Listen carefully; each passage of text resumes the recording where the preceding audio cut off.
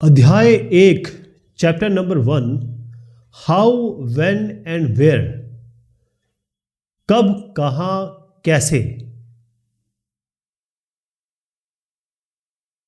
अब ये जो चैप्टर है इसमें बहुत ज़्यादा चीज़ें नहीं बताई गई है हिस्ट्री की, लेकिन ये बताया गया है या आपसे सवाल किए गए हैं और आपको ये बताने की कोशिश की गई है कि जो हिस्ट्री है उसमें डेट्स क्या होती हैं, डेट्स का क्या महत्व है।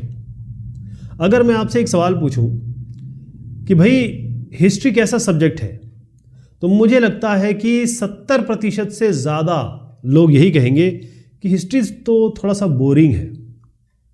पढ़ने के लिए नहीं, एग्ज़ाम देने के लिए। अगर आप किसी को बताना चाहें कि भाई डेट्स, कोई मंथ, कोई ईयर, तो बड़ी मुश्किल हो जाएगी। आपने देखा है जो लड़के हैं वो डेट्स, समय या फिर मोबाइल नंबर, गाड़ी का नंबर ये याद नहीं कर पाते। लड़कियां जो हैं वो किसी का बर्थ डेट हो, किसी की एनिवर्सरी हो, किसी का गाड़ी का नंबर हो, ये बहुत अच्छी तरीके से याद कर लेती हैं। तो यहाँ पर थोड़ा सा गड़बड़ हो गया ना मामला। इसीलिए डेट्स का मामला समझते हैं सब हिस्ट्री को कि यार ये तो डेट्स ही डेट्स है। तो फिर क्या किया जाए। लोगों को अक्सर आपने कहते सुना है कि भाई ये जो हिस्ट्री है बोरिंग है, क्योंकि इसका मतलब है दिमाग में ना डेट भरना कि भाई इस दिन क्या हुआ, उस दिन क्या हुआ। देखिए हिस्ट्री है क्या। हिस्ट्री का मतलब यह है कि अभी मैंने जो बात बोली जस्ट नाउ, बस जो मैंने अभी बोला ना वो हिस्ट्री हो गई। कहने का मतलब अभी जो भी मैं बोलूंगा 1 या 2 सेकंड बाद वो सारी की सारी पास्ट हो जाएगी, वो हिस्ट्री हो जाएगी। तो हिस्ट्री का मतलब होता है जो चीज़ गुजर गई, लेकिन हर चीज़ तो नहीं हम याद कर सकते। तो होता यह है कि इसमें बहुत सारे इवेंट्स होते हैं, कुछ ऐसी चीज़ें आती हैं जिसके ज़रिए हिस्ट्री या किसी भी इंसान की, किसी भी देश की, किसी भी समाज की जो हिस्ट्री है उसका पास्ट, यानी बिफोर क्या था और आफ्टर क्या था। अब आपको एग्जाम्पल देता हूँ। आपका सिलेक्शन हो जाता है इंजीनियरिंग में, आप इंजीनियरिंग कॉलेज चले जाते हैं। मान लीजिए आप 1 साल बाद लौटते हैं, और अब आके लौटते हैं या फिर आप विदेश चले जाते हैं कुछ दिनों के लिए, और अपने घर आते हैं तो देखते हैं अरे आपका जो इलाका है, आपका जो विलेज है या जहाँ भी से भी आप गए हैं, अरे बड़ा चेंज हो गया। तो आप बिफोर और आफ्टर कंपेयर करते हैं, राइट। तो हम ये देखें, हम हमेशा सवाल करने से बचते हैं। क्यों? क्योंकि हमें लगता है कि जो चीज़ है वो तो सब है ही। अगर आप चाय के बारे में सोचेंगे तो आप सुबह उठते हैं, चाय पी लेते हैं। क्या कभी आपके दिमाग में आया है कि भाई ये चाय आई कैसे? ऐसा कौन सा आदमी था जिसको चाय की पत्ती के बारे में पता चला चाय होती क्या है?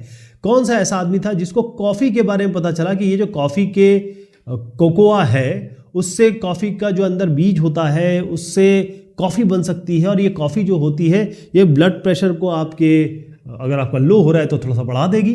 आपकी सारी जो दिक्कतें हैं, कभी कभी आप थकावट महसूस कर रहे होंगे, सो के उठे होंगे, तो आपकी ये कॉफ़ी और चाय मदद करेगी। किसने सोचा ऐसा? आपको ये दिमाग में थोड़ा सा लगा के सोचना चाहिए कि ये जो ट्रेन है, ये ट्रेन शुरू कब हुई, हिंदुस्तान में मुंबई से ठाणे कब चली, कितने किलोमीटर चली, और ट्रेन के पहले यहाँ से वहाँ आदमी जाता कैसा था। बस जब नहीं थी, जब कोई भी मोटराइज्ड व्हीकल नहीं थी, जैसे आपका बस हो गया, ट्रक हो गया, स्कूटर हो गया, आपका यहाँ से वहाँ कैसे जाते थे लोग। तो ये सारी जो चीज़ें हुई हैं वो अंतराल में हुई हैं, इसको एक लंबा समय लगा है। और सबसे बड़ी बात, न्यूज़पेपर। ये न्यूज़पेपर कैसे आया? न्यूज़पेपर से पहले, क्योंकि आज आप उठते हैं, खबर देख लेते हैं, न्यूज़पेपर सीधा आप गूगल टाइप करते हैं या फिर आपके घर में एक न्यूज़पेपर आ जाता है, यहाँ देखिए, अब इसको पढ़ लेते हैं, आप दिन की सारी जो खबरें हैं वो देख लेते हैं। लेकिन जब ये न्यूज़पेपर नहीं था, प्रिंटिंग नहीं थी, तो लोग पढ़ते कैसे थे, राइट। तो ये सारे जो सवालात हैं, ये खास तौर पे जब इसलिए हम पूछना चाहेंगे या इसका जवाब इसीलिए हम तलाशना चाहेंगे कि कोई भी चीज़ की फिक्स डेट नहीं होती है। चाय जो है वो कोई ऐसा नहीं हुआ कि एक दिन कोई उठा और उसने चाय ढूंढ ली और चाय बनाना शुरू कर दिया और पीना शुरू कर दिया। ये जो चाय है ये हमारे ज़बान पे चढ़ी है, समय के साथ चढ़ी है। चाइना में चाय की शुरुआत हुई थी, यहाँ पर इजाद हुई है, फिर अमेरिका या फिर कहें वेस्टर्न कंट्री में गई, खासतौर पर ब्रिटिशर्स के पास। ब्रिटिशर्स ने फिर इसको हिंदुस्तान में लाया और आज देखिएगा कि हिंदुस्तान सबसे बड़ा उपभोग करता है चाय का। उपभोग मतलब हम सबसे ज़्यादा चाय पीते हैं। तो कोई हम फिक्स डेट तो नहीं कह सकते। जैसे नेशनल मूवमेंट है, अब नेशनल मूवमेंट आप कहेंगे भाई 1947 1950, बस इस समय हमें आज़ादी मिल गई, 26 जनवरी को ये हो गया, 15 अगस्त को ये हो गया, है ना। लेकिन इसके पहले क्या क्या हुआ, 1857 में क्या हुआ, 1900 में क्या हुआ, तमाम तरीके के आंदोलन हुए, तमाम तरह के ऐसे मूवमेंट हुए, आक्रोश हुए, जिससे हमें हमारी स्वतंत्रता मिली है। तो ये एक समय है, स्ट्रेच है। हम कभी भी एक अवधि की बात, कोई एक अवधि की बात करते हैं, किसी फिक्स डेट की बात नहीं कर पाते, क्योंकि कई चीज़ें ऐसी हैं जिसको डेट्स में बांधना बड़ा मुश्किल है। इसीलिए अगर आप ये कहेंगे या आप ये सोचेंगे कि history is all about dates, तो ये पूरी तरीके से सत्य नहीं है। क्योंकि पहले ये होता था कि जो हिस्टोरियंस थे वो क्या करते थे, बड़े फैसिनेटेड थे। किनसे? किंग से। ये जो किंग है भाई, ये किंग कौन है, राजा कौन है, ये इनकी ताजपोशी कब हुई, ये कब इनकी शादी हुई, कब ये पैदा हुए, कब इनकी मृत्यु हो गई, कब इन्होंने लड़ाई की, कोई बक्सर की या प्लासी की, वो सारी चीज़ें हिस्ट्री वाले बड़ा ध्यान से देखते थे और उसी के इर्द गिर्द, उसी के आसपास वो हिस्ट्री लिखा करते थे। ओके, क्योंकि ये जो डेट्स हैं, ये कब पैदा हुए, ये बाकायदा एक प्रॉपर डेट है। तो स्पेसिफिक डेट्स जो है इनके पैदा होने की, इनकी मरने की या इनकी शादीशुदा होने की, वो डेट्स तो हम बाकायदा बता सकते हैं।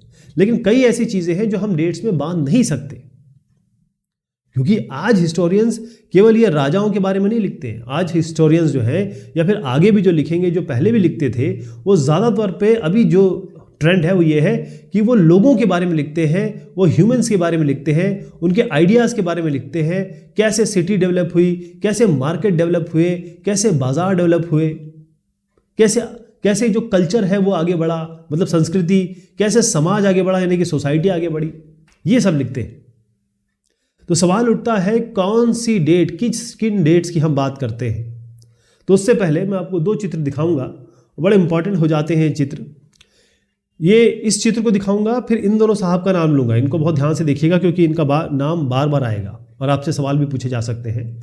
यहाँ पर एक चित्र है जिसमें जो ब्राह्मण है, हिंदुस्तानी ब्राह्मण है, वो बरतानिया कौन हो गया, जैसे हमारी भारत माता है वैसी ब्रिटेन की ब्रिटानिया है। ये जो ब्रिटानिया है ना, हमारी भारत माता है, ब्रिटेन की ब्रिटानिया है। तो वहाँ की जो भारत माता है, मतलब इंग्लैंड की, ब्रिटेन की जो भारत माता, उनको ये शास्त्र दे रहे हैं। शास्त्र जो हमारे अलग अलग शास्त्र है ना, वो शास्त्र दे रहे हैं और उनसे ये आग्रह कर रहे हैं कि आइए और हमारे कल्चर को, देखिए यहाँ क्लियर लिखा है कि हमारे कल्चर को, हिंदुस्तान की संस्कृति समाज को बचाइए। पुरानी जो किताबें हैं वो इनको दिए जा रहे हैं। तो इसको बनाया है किस साहब ने? रेनल। कौन साहब ने बनाया है? रेनल। और renal was asked by Robert Clive. किसने उनको बोला था? Robert Clive. ठीक, तो आप देखिएगा, ये है जेम्स रेनल। कौन साहब है? ये है जेम्स रेनल, यानी इनका नाम लिखा हुआ है मेजर जेम्स रेनल। तो ये है जेम्स रेनल साहब। ये है कौन साहब? देखिए यहाँ नाम लिखा है इनका रॉबर्ट क्लाइव। तो रॉबर्ट क्लाइव साहब ने कहा जेम्स रेनल साहब को कि ऐसा करो, आप हिंदुस्तान का नक्शा बनाओ या हिंदुस्तान के मैप्स बनाओ। और जो मैप्स बना रहे हो, तो जब इन्होंने ये चीज़ बनाई, मैप्स बनाई, तो मैप्स की जो किताब बनाई, उसका जो आवरण है, उसका जो फ्रंट पेज है, मतलब जो हर एक किताब के ऊपर एक चित्र होता है ना, वो चित्र ये था। तो ये क्या बताना चाह रहे थे कि ब्रिटिशर्स को खुद, जो हमारी भारतीय संस्कृति को बचाने के लिए हिंदुस्तानी खुद कह रहे हैं, क्योंकि सबसे बड़े तो हमारे समाज में पंडित ही होते हैं। एक और आपको यहाँ पर एक चित्रण दिखाता हूँ। ये लिप्टन चाय है। आज भी हम किसी के पास जाएंगे ना तो बोलेगा मसाला चाय, लिप्टन चाय, कौन सी चाय पियेंगे? ग्रीन टी पियेंगे। तो लिप्टन चाय के नाम से जानी जाती है। चाय जो है लिप्टन चाय के नाम से जानी जाती है। तो ये जो मैंने आपसे कहा कि एक दिन कोई चाय पीना नहीं शुरू हो गया, बाकायदा यहाँ पर एडवर्टीजमेंट है, यानी कि एक विज्ञापन है 1922 का, और इस विज्ञापन में क्लियर दिया हुआ है, ये चाय का है। इसे बताया गया है कि देखिए हिंदुस्तानी किला पीछे है, सामने ये जो साहब है इनका नाम है प्रिंस आर्थर, घोड़े पे हैं अपने, और ये इनको ड्यूक ऑफ कनॉट इसकी पदवी दी गई थी। तो उनके किनके बेटे थे ये? क्वीन विक्टोरिया महारानी के जो प्रिंस आर्थर बेटे हैं वो इस घोड़े पे हैं। तो इस चित्र से बताने की ये कोशिश की गई थी कि राजमहल है पीछे, तो जितने भी बड़े बड़े लोग हैं, राजे महाराजे और जो बाहर के जैसे ब्रिटानिया वगैरह के जो राजे महाराजे हैं वो सारे के सारे लिप्टन चाय पीते हैं। तो आइए आप भी खरीदिए और चाय पीजिए। तो ये लोगों को एक तरीके से जैसे आज हमारे एडवर्टीजमेंट आते हैं वो बताने की कोशिश की गई है। तो मेरा ये सवाल था कि भाई किस डेट की आप बात कर रहे हैं? तो देखिएगा, शुरुआत हुई ब्रिटिश हिस्टोरियन से। जो ब्रिटिश हिस्टोरियंस हैं, यानी कि जो ब्रिटेन के जो हिस्टोरियंस हुए, उनकी सारी हिस्ट्री उन्होंने जो भी लिखी वो सारी इन गवर्नर जनरल्स या वॉयसरॉय, हिंदुस्तान में, इंडिया में या सब कॉन्टिनेंट में, उस समय तो इंडिया नहीं था, सब कॉन्टिनेंट में जितने भी वायसराय आए, जितने भी हमारे गवर्नर जनरल आए, मतलब एक तरीके से शीर्ष नेता वहाँ के जो यहाँ पर रूल कर रहे हैं, हिंदुस्तान को रूल कर रहे हैं, वो जिस समय रहे। जैसे मैं फर्स्ट नाम बताता हूँ आपको, ये है वॉरेन हेस्टिंग्स। क्या नाम है इनका? वॉरेन हेस्टिंग, WH लिख रहा हूँ, और ये पहले हैं। यहाँ से लेकर जितने और आए, और आखिर आप समझ लीजिए लॉर्ड माउंटबेटन है ये। तो यहाँ से यहाँ तक जितने भी बीच बीच में आए, इनकी हिस्ट्री, इनके समय की हिस्ट्री, इनके समय की हिस्ट्री, इनके समय की हिस्ट्री, उस तरीके से इन्होंने हिस्ट्री लिखी है। यानी जो भी इन वायसराय के इर्द गिर्द हो रहा था, जैसे मान लीजिए लॉर्ड माउंटबेटन है, इनके इर्द गिर्द उनके समय में जो इवेंट हुए उसी को इन्होंने हिस्ट्री में लिख दिया। तो ब्रिटिश हिस्टोरियन ने जो हिस्ट्री लिखी है उसका मतलब क्या है? उनका ये है कि उन्होंने अपने हिसाब से लिखी, अपने लोगों के हिसाब से लिखी। जैसे अगर मैं आपको थोड़े से नाम गिना देता हूं, तो कौन कौन से साहब हो सकते हैं? 2 नाम तो मैंने आपको बता दीजिए, पहले आखिरी। तो हम बहुत सारे लोगों के नाम यहाँ पढ़ने वाले हैं, मैं आपको इनके नाम गिनाऊंगा, पहले मैं क्लियर कर दूं। देखिए, Hastings, Wellesley, Bentinck, Dalhousie, Canning, Lawrence, Lytton, Ripon, Curzon, Hardinge, Irwin, इनके नाम याद रखने की जरूरत नहीं है आपको, ये आपको अपने आप आगे चल के याद हो जाएंगे।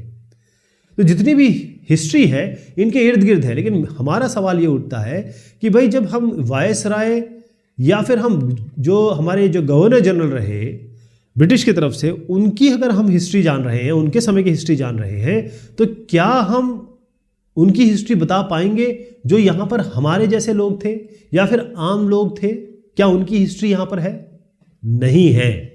नहीं है उनकी हिस्ट्री। ठीक है, ये एक सबसे बड़ा सवाल है। इसलिए हर जो हिस्ट्री लिखी गई है उसमें कहीं ना कहीं ऐसी चीज आती है जिसमें हम सवाल उठा सकते हैं। एक यहाँ पर आपको चित्र दिखाऊंगा, उसके बाद एक बहुत बड़ी इंटरेस्टिंग चीज़ बताता हूँ आपको। ये साहब वॉरेन हेस्टिंग्स है, जिनका भी मैंने नाम लिया। ये पहले गवर्नर जनरल बने थे हिंदुस्तान के 1773 में, 1773 में। ओके, तो इनका पावर, ये क्या लिखते हैं, इनकी बायोग्राफी, इनकी पेंटिंग, ये क्या थे, उसके हिसाब, उसके इर्द गिर्द जो है चीज़ें आसपास चल रही थी। अब आप बताइए कि ये जो बुक आप पढ़ रहे हैं, ये अभी चैप्टर 1 पढ़ रहे हैं आप, है ना? इसके बाद आप चैप्टर 2 पढ़ेंगे।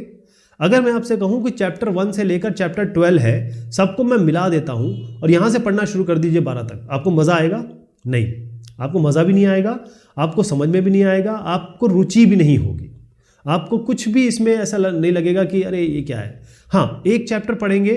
चलिए, अब अगला जो चैप्टर आने वाला है ये इसके साथ कोहेरेंस में होगा, यानी कि एक तरीके से जो चैप्टर्स बनाए जाते हैं, चाहे हिस्ट्री आप ले लें, चाहे आप कोई बुक ले लें, चाहे आप कोई एक उपन्यास ले लें, जैसे आप स्टोरी बुक ले लें, जो भी चीज़ें लिखी जाती हैं, चाहे आप थीसिस ले लें, थीसिस भी ऐसी लिखी जाती है, चाहे आप प्रोजेक्ट रिपोर्ट ले लें, जितनी भी चीज़ें लिखी जाती हैं वो अलग अलग चैप्टर्स में लिखी जाती हैं। और चैप्टर्स में इसलिए लिखी जाती है कि हर एक चैप्टर के बीच में एक कोहेरेंस रहे, यानी कि आपने जो चीज़, एक इवेंट यहाँ बताना शुरू किया, जैसे यहाँ पर आपने चैप्टर में डिवाइड कर दिया, एक इवेंट यहाँ बताया, एक इवेंट यहाँ बताया, तो क्या होता है कि ये एक सेंस बनाता है, एक समझदारी बनाता है, तो आराम से जो पढ़ने वाला है इसको फॉलो कर सकता है।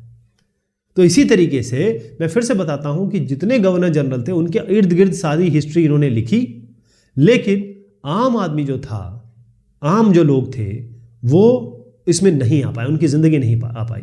तो अगर हम नई हिस्ट्री के बारे में सोचते हैं, न्यू हिस्ट्री के बारे में सोचते हैं, क्योंकि ब्रिटिशर्स ने इनके हिसाब से लिख दी, तब ये भी हो सकता है कि जो आज हिस्ट्री की डेट्स हैं, फिर से मैं डेट्स पे आ रहा हूँ, आज जो हिस्ट्री की डेट्स हैं जो इंपॉर्टेंट है वो इंपॉर्टेंट ना रह जाएं। हो सकता है कि जो न्यू डेट्स हम इसमें डालें वो इंपॉर्टेंट हो जाएं।